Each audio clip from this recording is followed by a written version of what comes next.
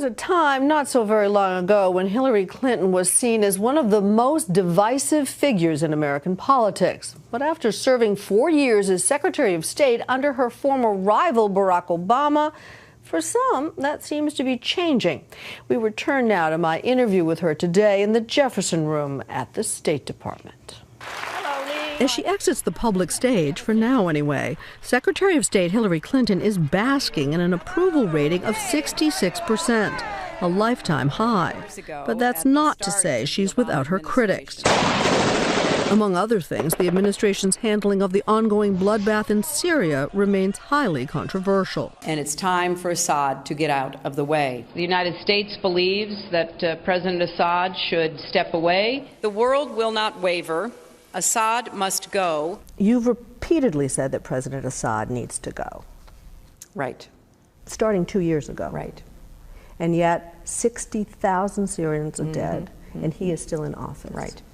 What does it take for America to intervene?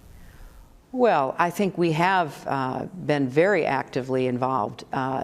Until recently, there was no credible opposition coalition, and I cannot stress strongly enough how important that is. You cannot even attempt a political solution if you don't have a recognized force to counter the Assad regime. Secretary Panetta recently told my colleague Martha Raddatz that President Assad had chemical weapons ready to go, locked and loaded, ready to go.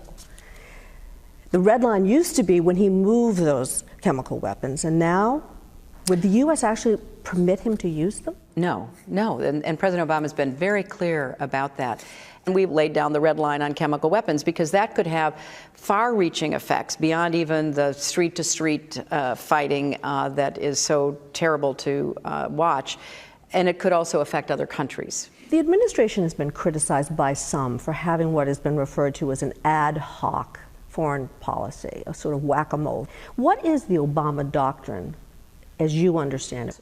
Reassert American leadership, politically and economically, in the face of a very severe crisis that we inherited and which called into question American leadership.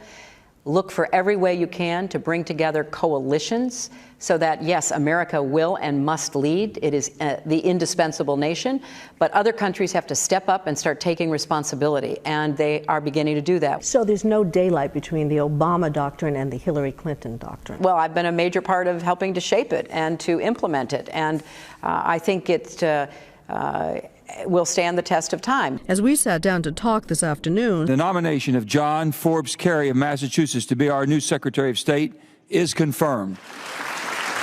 Senator Kerry has just been confirmed. Yes, I'm thrilled by that. Do you start to feel? I do. What do you wish you'd known 4 years ago that you could pass on to him? I don't see how you do this job without traveling a lot. Condi Rice traveled 1 million miles, and I traveled nearly that and went to more countries than anybody has gone to. And why do we do that? Is it because we're gluttons for punishment? No, because the United States has to show up. Nothing substitutes for demonstrating that the United States of America cares enough to be there, to be at that meeting, to represent our values. But as of Friday, that will be John Kerry's responsibility. Saturday morning.